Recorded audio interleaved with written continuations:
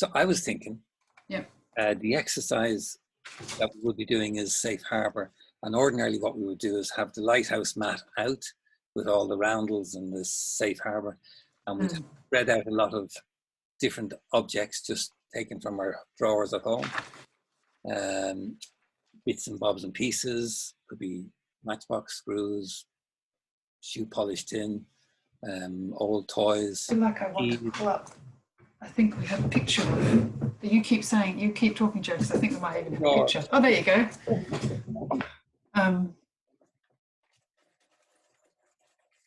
It really is just that kind of stuff. But essentially, things, yeah. And then ask people to see if any one of the objects sparks a memory of someone that they felt secure or safe with. Often from their past, could be a parent, could be a caregiver. But if they're struggling to find someone from the time that they were a child, they can pick something that is about a current relationship. And if there isn't anybody in it, even now that they can think of as safe, what about an imagined safe person in the future? But something that will convey something of a quality of security or a memory of feeling safe with someone, feeling that this person understands me or understood me. And I think I do it, I don't know if now's the time to say, but I do it very slightly differently when I do it, I think. Yeah, say more. When I introduce it. And I think it's helpful, but it'd be interesting to see whether there's a reason you do it differently. Or I'll often ask people to think of a tiny moment with someone, whether they can see an object. You know, obviously I'm pulling out some things on my desk that are precious little knickknacks. You know, like our box might contain things like, feathers and leaves. That, you know, for me, these have some special memories. Ah, okay. But I ask people to think about a very particular moment that an object reminds them of, rather than a whole relationship. Because I think for most of us, that's brilliant. A whole relationship is never the whole relationship that makes you feel safe. Yeah. Okay. So tell us then. Tell us, if I was to choose an object that was in keeping with your wish for parents to see and connect with a moment, or to see me connect with a moment, what object am I looking for? What kind of object? So I think I would be saying, find an object that when you look at it, sparks a very specific memory of feeling safe, rather than an object that reminds you of a person, an entire relationship with a person, for example. Yeah. Be looking for a moment rather than a moment that makes me feel safe. Because I think even in our best relationships, it's not going to be that we felt like that all the way. No. Okay. And I think the most important thing is that if you can get in touch with the feeling of safety and being specific helps you do that rather than. Okay. I'll have to cross over to the windowsill and take something. We might have to do some editing. Okay, I've got something. So you didn't take especially long? No, that was my place, my study with my desk, but I've moved it to the window because we're working from home so much. I needed a bigger space, and I'm surrounded by lots of objects that give me connections back with people and with moments from childhood. So it's so I've a large number of objects I could bring over. And this is a carving of just a man, and it was done by my cousin when he was a teenager, and I would have been about 7 or 8. And I was just amazed by his ability to carve. I can't sculpt, and I can't paint and all the rest. And I just and so it sat in my parents' house until they both died, and it was one of the prize objects. I said, no, can I really put in a bid for this, because it meant so much to me over the years. And because it sat on the mantelpiece of the fire I guess since the age of 6 or 7, whenever it came into the house, I associated it with the security of home, but it's more about his being in awe of his artistic ability and of what that excited in me in terms of appreciation. And he's still a good friend.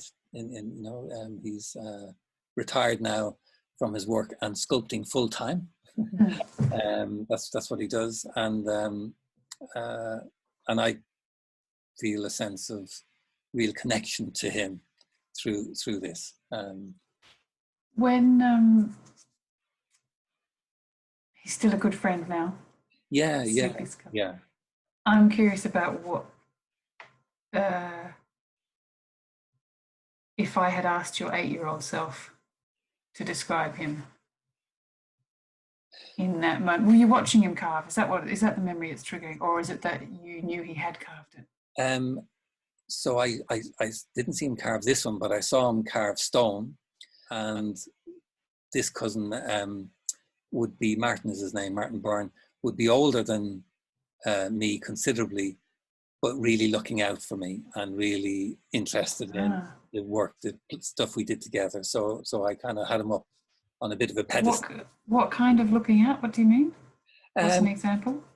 So one Christmas we got Meccano, which is metal things that you can build objects like robots or trucks out of metal sheet and nuts and bolts. And I was pretty shite at putting stuff together like that. I wasn't very good, but he sat with me and worked on it with me together, and he produced this amazing robot. But he sat with me and helped me build something. I wasn't mechanically minded either when I was a child. So he was nurturing my interest and curiosity, and yeah. And that's something of a safe harbour type moment, isn't it? And someone will sit with you doing something rather than. I didn't hear you say he did it for you. No. And solved the problem. He sounded like he did. He also did quite an amazing one himself. Yeah. But something about the sitting with. Yeah. Would be something worth thinking about in terms of a feature of safe harbour that you might want to bring to your relationship with your kids as well. He's still someone I feel looks out for me in gatherings, and is interested in me, interested in how I'm getting on in the world. I really like that you have someone like that in your life. It sounds like it sounds like a person we might all want. Yeah, no, I'm lucky because I think there still might be something we could learn from what it feels like in that moment. Yeah. When you're sitting with him as an 8-year-old, and he's watching over you building Meccano. Yeah. And how that feels, rather than because I think that's going to be important for anyone going forward, is that we can learn from what that feeling feels like and apply it to our relationships with our children. It doesn't mean we have to have had it perfect. No, but I think you're consistent. I think you're also saying that something of our safe harbour that we feel for ourselves, but also offer to our children, is built up of lots of these little moments. And sometimes we're lucky in that we might have lots of these moments with a number of consistent people, but also there might be moments that are with a person that maybe did die before their time or did leave our lives, but that doesn't mean the moment isn't a really essential building block in our harbour. Or it might mean that at other times in that relationship they weren't so perfect.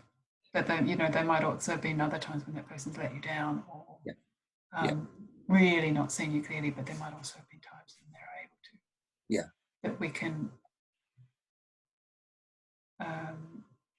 we can hold on to both. Yeah. And it's worth attending to both and trying to find what you want to use, what you want to hold on to and apply to your relationships with your children.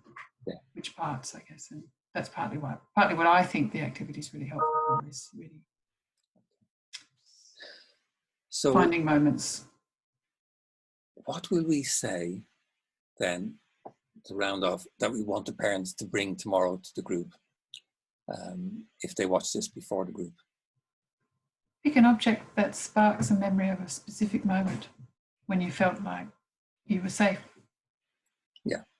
Is that helpful? And just physically safe from harm, but also safe in the sense of just being who you are and not having to try to be something different.